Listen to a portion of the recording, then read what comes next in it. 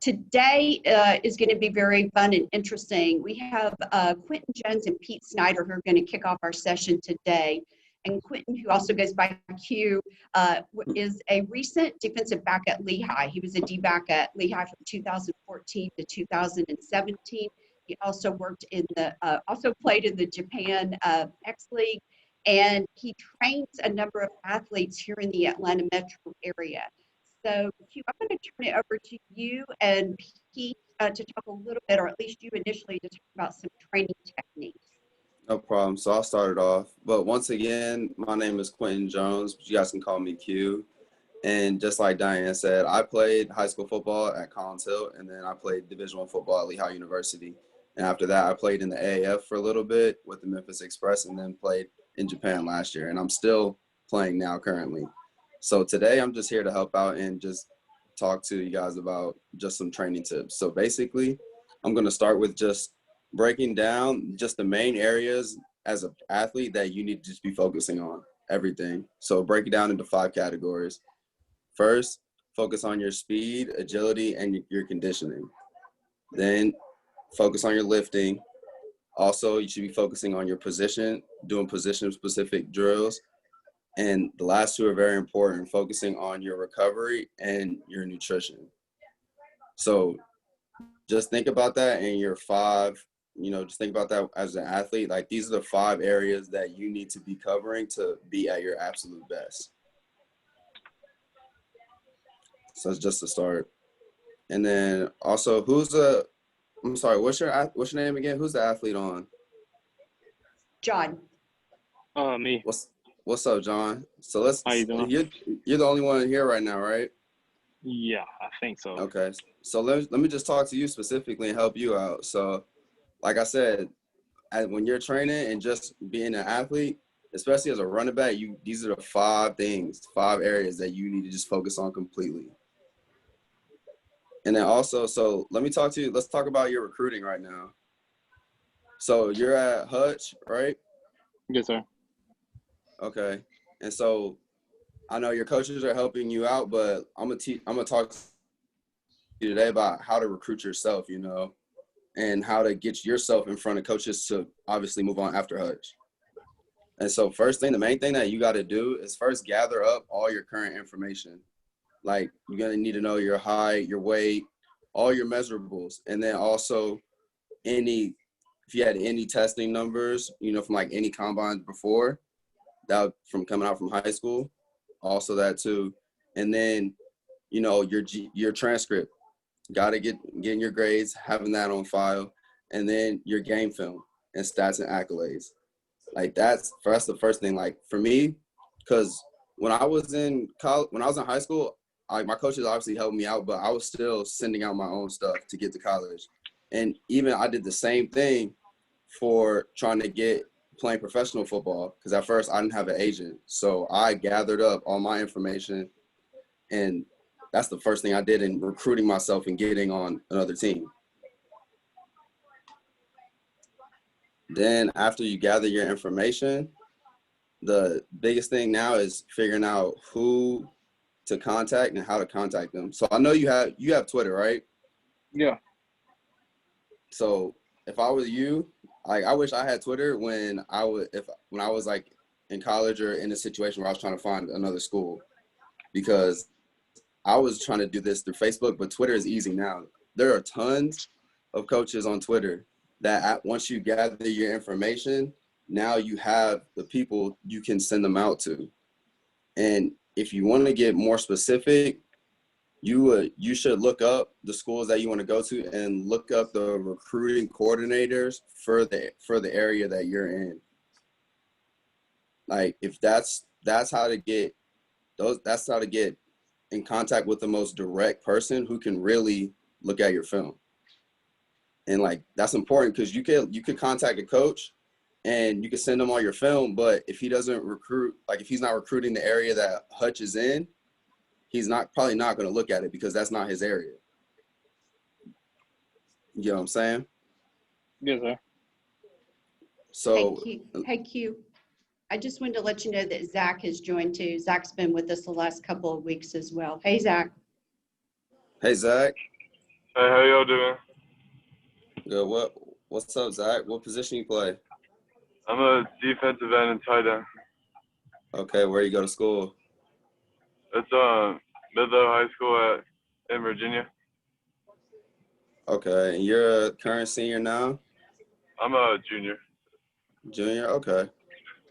Well, once again, my name is Q, or Quentin Jones. You can call me Q. And I was just giving a breakdown of, I'm a professional athlete. I'll start with that.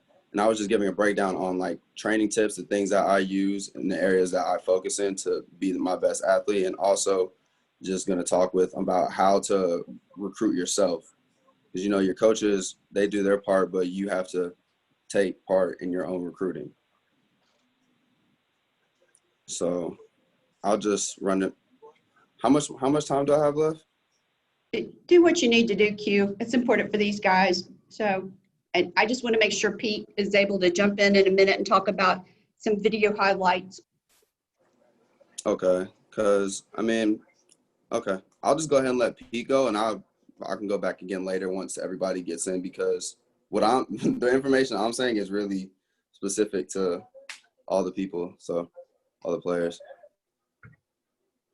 Yeah, and I can jump in. Go ahead, Pete. I'll certainly touch back on some of the stuff you had mentioned too, Q. And my name is Pete Snyder. Been involved with high school football for the last 13 years or so, and primarily with the high school Q went to. I had 2 boys go through that program as well. And a lot of the stuff I've been involved with is with the huddle video that we have at the school. And then also I film the games as well, putting together highlights for kids specifically, and we put those on YouTube, or as Q said, Twitter now is an ideal place to do that. You can tag coaches, schools, and it hits a lot of people. And one thing Diane and I have talked about is also with this thing that we're doing is getting Scout Smart to tweet out things for you guys. One thing I would just wanted to go back, most of the, I guess more on the high school level, would be the huddle videos that you guys have. Go back and look at your huddle. Make sure you have a new profile picture. It's amazing how your faces change or your body changes every year. So get a current picture on there, and Q noted that as well. Even on the college level, that's important. But get your current picture, height, weight, as he said. Go back on your huddle and review the plays. You have them, the best plays first. Doesn't need to be long, 2 or 3 minutes. But take a look at it. Don't have it something you just threw together and there it goes. But, update that profile stuff. Did you highlight yourself in those plays so the recruiter can pick you out quickly? He can look at it pretty quick, and they know pretty quick if this kid can play and if it's somebody they're looking for. And then also on huddle, you can cut out any of the dead time between plays. Keep the thing clicking along, but and then, like I say, cut it down to 2 or 3 minutes. You don't need any music with these things. You don't need highlights. It's not to entertain your family. This is a recruiting tool that you need to get out to these colleges so they can look at it and see if you fit with their program. Then go back, talk to your high school coach. Tell them you're interested. Pick out some schools, discuss where you'd fit, and explore that. And I'd be happy if you guys need any help with as far as the editing goes, compiling video. Q can talk some about some of the training things he talked about, the speed and agility. Get that on tape, and if you guys need help putting that together, Diane can share my contact information. And I'd be happy to help you guys take that, edit it, and we can get it back to Diane and Hector, and they can tweet this stuff out. And if you don't have huddle, get creative on workouts and things like that. I think most gyms and fitness facilities are now open. If they're not, get creative on things you're doing around the house or in the backyard. I know when everything was shut down, I saw several tweets from college coaches or recruiters, and they were pretty amazed by how innovative some of these athletes were getting to work out to keep themselves conditioned. But like Q said, you got to get out there. Your high school coach should certainly help. People should help, but a lot of it's going to come down to you to get that information out there, make it the best that it can be, and get yourself out there and wish you guys the best. And there again, I'll be happy to help any way I can. Yeah, these coaches tell us, they're looking at so many huddle videotapes. They're just going to look at you've got to grab their attention very quickly, or they're not going to take a closer look at you. That's very important. That's very important. And the as first Q thing, said, make sure it's the right person too, right? Make sure you're not sending your huddle video to someone that doesn't recruit your area or your position.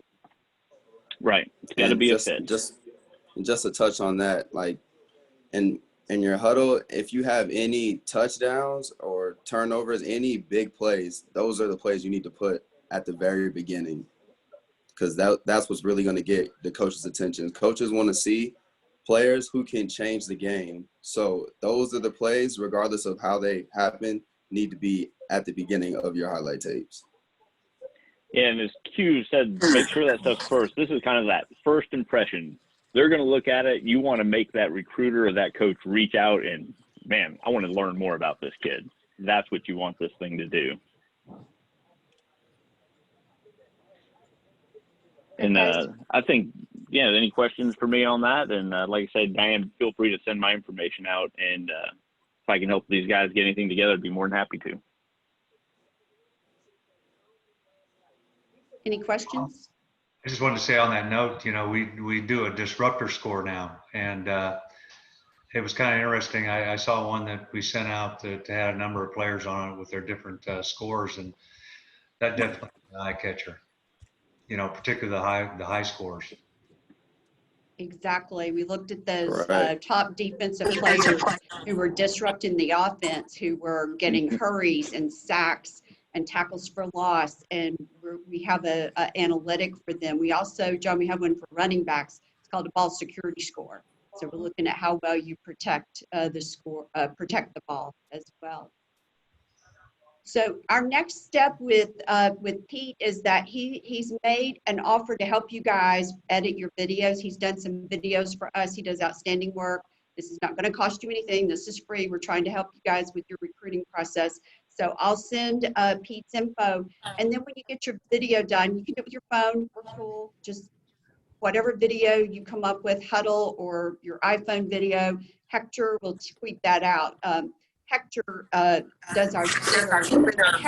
Hector, you want to say just a word or two about kind of what you look for on Twitter? Q brought this up and how Twitter is a great recruiting tool. Maybe kind of talk about some of the Twitter profiles you see that stand out. Yes, of course. I'm on Twitter every day. I look through a lot of profiles. The most important thing is to have your huddle link on your bio or somewhere that's visible. It's important because coaches usually don't have time to look through a lot of stuff and they just want it easy for them to click on. It's also important to be consistent with the profile pic. Make sure it's adequate, your face shows up. And when you're sharing your huddle video, make sure you include your full name, class, position, state, school, GPA, and any important stuff like awards or trophies that you received last year or any accomplishments that you're proud of. This will help you set you apart. I see many times the recruits share their huddle video, but they don't include their GPA. I think that's one of the things that are really important for the coaches, and I usually don't see GPAs as much. And it's also important to be persistent.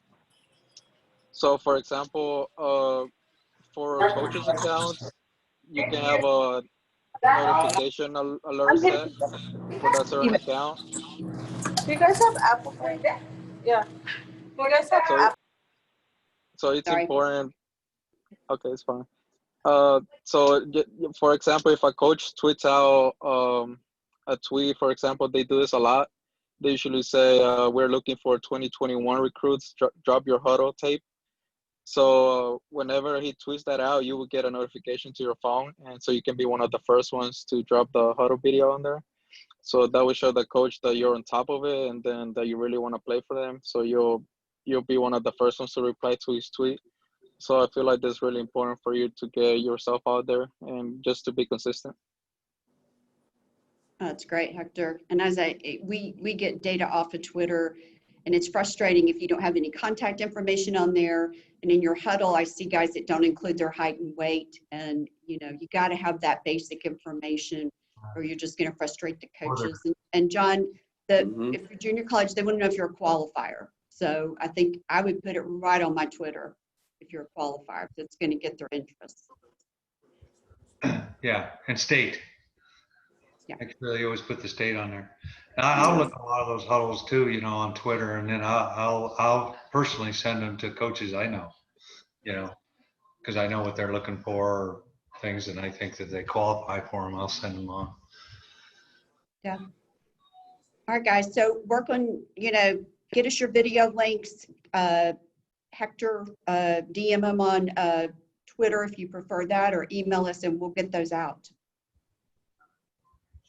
Any questions for Pete or Q or Hector before we move on?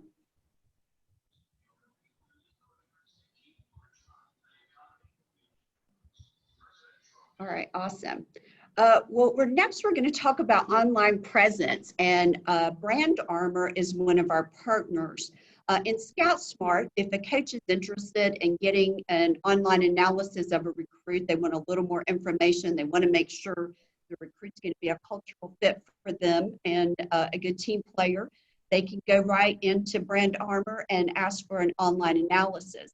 And today, Danielle Hall, who is the managing director at Watchpoint in Brand Armor. Brand Armor has an athletic group that does a lot of work in this area. She is going to share with us, you know, what's important in your online presence. And I think we all need to be aware of that.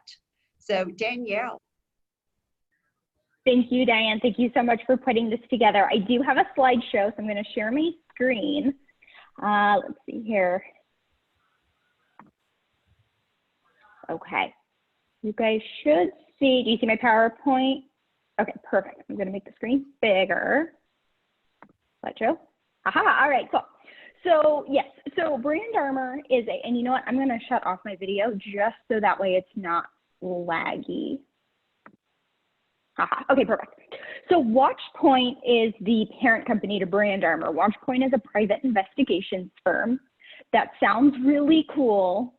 I know, because it is really cool. So we came from we have a surveillance background, an internet mining background, and this really came to fruition when our president was sitting on his couch one day and found a news story of a young athlete it was Josh Allen, who was, you know, expected to rank very high in the draft the night before draft night. A tweet came out, a tweet that he had made when he was a teenager had come out, and as a result of that, there was some negative connotation in the tweet that he tweeted, and he fell so many ranks in the draft and lost out on a couple of $1 million. So that's how Brand Armor came about. We provide internet mining investigations to help prevent what happens to the celebrities that we see or the athletes that we see in the news media. We go out and we'll clean up, we'll identify and help you clean up where your kind of those questionable tweets reside. All right, let's get started. So there are approximately, well, over 7 billion people on the planet. And from the looks of it looks like the majority of the world is on the beach that day. And over 60% of the world has internet access, with America having one of the highest rates. So how technology has changed. We have an example here, a visual representation of how 16 years ago, or more than that at this point, people on the field watching Tiger Woods versus 2018, people are watching their phones watching Tiger Woods, most likely live streaming and taking video. Based on some rough polling research, most Gen Xers can identify around 8 out of these 12 social media icons. Millennials, you might recognize more of those. These are the most popular for microblogging, photo and data sharing, and video sharing. When we complete internet mining investigations, we use these sites to capture things like hobbies and interests and schedules and opinions. And while everyone is entitled to their own, we're also looking to see how a subject interacts with their peers, how they treat others, and if they're engaging in behavior that would alienate an institution, like a college or university, and eventually a fan base. Today, teens today who want to be an influencer or grow themselves or grow their brand online, they're going to make their profiles complete and as attractive as possible. And I've heard that a lot, talking about Twitter, talking about updating your profile, making sure that you're active. But we want to also make sure that the content that we post or the content that we did post doesn't create a problem down the road, right? An opinion or a meme or a joke we tell when we're 15 or 16 might not be as funny when we turn 18 or 21. And someone's internet activity is the new resume for college admissions, and for young adults, their resume as they enter the workforce. And at Brand Armor and Watchpoint, we have experience working with HR professionals and recruiters. So we have the experience, and we've learned about how different industry leaders in different schools look for new talent. And going online is kind of that first step. Notorious apps. We also, Brand Armor, not only do we conduct the internet mining investigations for athletes and making sure that everything's cleaned up, we also do it to kind of prevent any sort of online harassment. We're also looking to make sure that everyone knows about the apps that are out there that are a little more notorious. So when my background is in child abuse investigations, and I would work human trafficking cases when I worked for the sheriff's office. And it was very common to work a case where a teenager would meet a stranger on Kik or on Bumble. Badoo is a site here that looks like the Beats telephone app. It's actually a dating and social networking app where users can chat, share photos and videos based off of location. Now, if there's any takeaway here from today's presentations, it's also to keep yourself safe and be cautious of the information that you put out there. Geotag, this is interesting. So geotagging is the embedding of location-specific metadata when you take a photo from your smart device. Some social media sites scrub the metadata for you to keep you safe, so you think. But it's as easy as taking a photo off of Facebook, throwing it into a Google images search and finding where else on the internet it resides and where the metadata might still be attached to that photo. From there, anyone can extract where the photo was taken. So if you're somewhere you shouldn't be, right? If you're an athlete and you're someplace that you shouldn't be, and you snap a photo in the hopes that it remains anonymous. If you post it and maybe you don't get the background of where you're at, but if you post it, you can still scrub the metadata from the photo because all phones, all smart devices will snap the latitude and longitude. And if you watch the Netflix show You, then you also know the main character. That's how he learned where his victims reside, because he just throws an image into the Google bar and finds other photos kind of related to that area. So what you might not know is that Googling only captures 4% of the internet. The remaining 96% of the internet sits below the surface web. And if you're a college with deep pockets who can afford to go the extra mile, you can find out what chat rooms you visit and the comments that you leave under a screen name. Brand Armor has the special routers that you need to identify where that harmful content resides, even after it appears to be taken off, and I put taken off in air quotes, taken off of Google. So identifying threats online is important, but it's also important to ensure that you're not posting content detrimental to your own future. So why is knowing your internet footprint matter? Because since the dawn of the digital age, we've seen countless examples of athletes work so hard honing their skills only to see it all taken away because of a bad tweet. And here we have a very long compilation of tweets and posts of examples of how an athlete or celebrity posts something, and then it's a headline. It becomes a headline. There's a few more here. Now, coaches, parents, and athletes yourselves, especially those who are already kind of college aged, you can sign up for Brand Armor, and we offer a one-time look back to gather the data that shapes character fit, that we identify the existence of your name in media your name in media outlets and social media platforms so that you can delete it or get in front of it. And to also discover objectionable content that may cost you in the long run. It's all about prevention. We also offer monthly monitoring to serve as a check-in to make sure no new material has been published. And when we identify these red flags through our monthly monitoring, you'll also receive a push notification on your phone. We have an app through Google and through iOS. Any questions?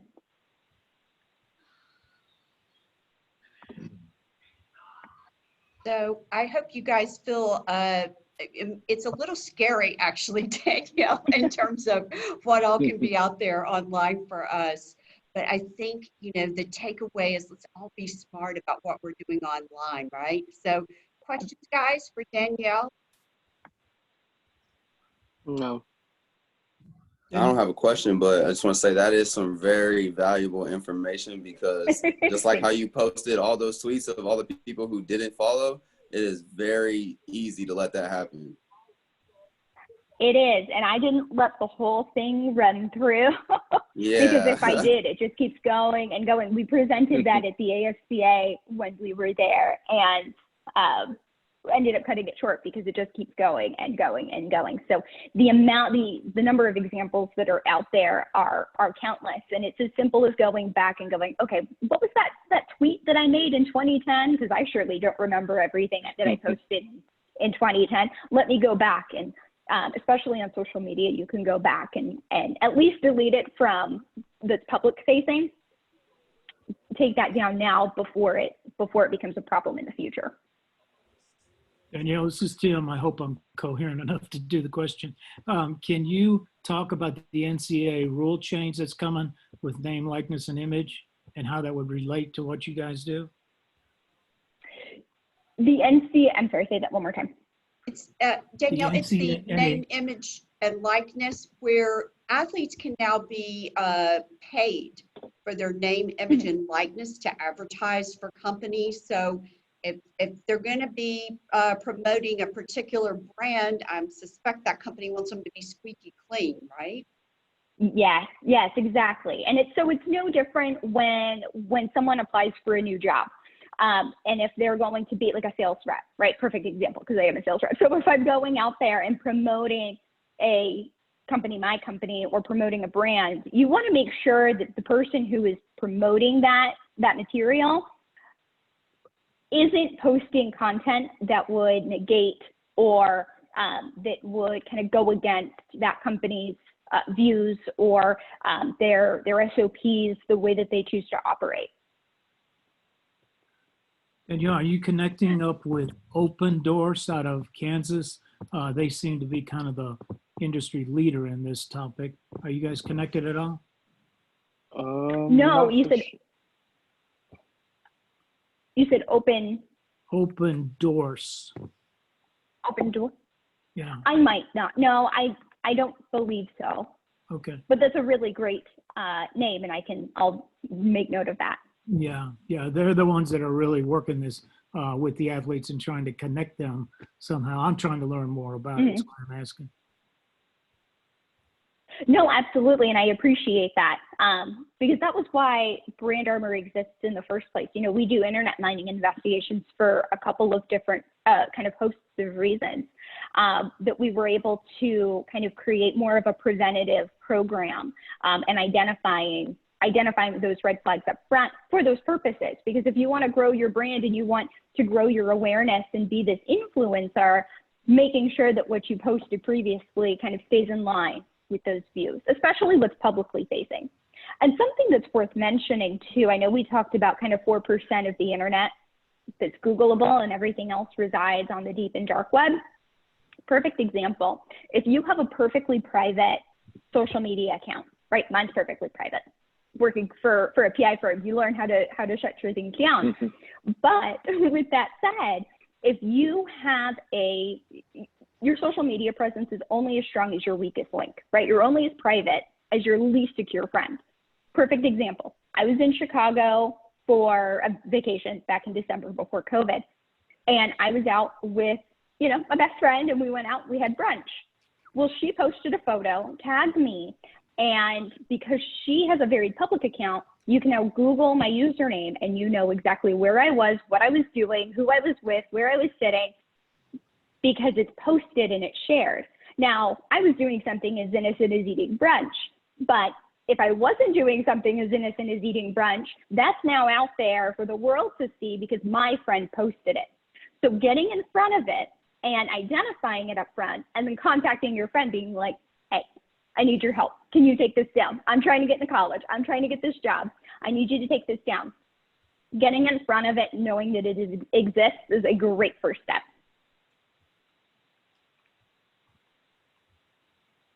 Questions for Danielle? I have one thing, Danielle. I often hear people say, well, I deleted that tweet, but it sounds like somebody had it in their stream and screenshot it or something because it still shows up everywhere. Is that what is happening, even though a tweet might have been deleted, but it's still being sent out or being shared? Absolutely. Absolutely. So when something's deleted, it's not truly deleted. It's still cached and cataloged. And so when we identify, kind of going back to geotagging, when we have an image, we can search for that image. So when someone screenshots something, we can identify where else it exists and either get in front of it or contact the host, right? If it's a friend who's reshared it, if it's an acquaintance and you can talk to them about taking it down, absolutely. If it's something a little more serious, then that's a new conversation, but at least knowing where it resides and being able to answer for it later. Awesome. Other questions? All right, that's great. Well, guys, I'm going to take over the screen share and share. We're going to talk about evals next. That's what we'll be doing. Let me go to the screen share.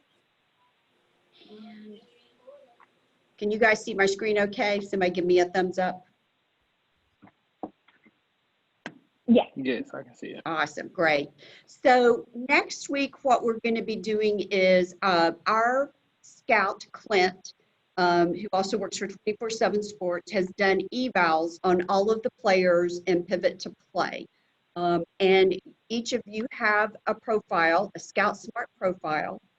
And we're going to have Clint on the call next week to talk through, answer questions about what he's looking for in an athlete for a particular program.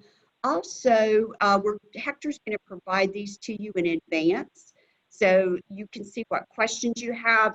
What Clint's trying to do is provide some recommendations for improvement. We normally don't do that because we're doing these for the college coaches. So we would just point out your strengths and weaknesses. But what Clint is doing with these is giving you a couple of takeaways that you can then think about that you need to work on in your training, in your practice, in your game time. And so Hector will get these out to you in advance so that we can answer any questions from Clint next week. We'll also have an academic advisor, and she's going to talk about some academic resources just to make sure we want to make sure everyone is NCAA eligible and getting the support that they need from an academic point of view. So thoughts or questions about the profile or what we'll be doing next week? No. Right. Well, we're finishing up a little bit early today, but I believe the information that we provided was extremely valuable and in-depth in terms of training tips, recruiting, your video, and your online presence. So if anyone else has anything to talk about, feel free. Otherwise, we will see you next week, same time.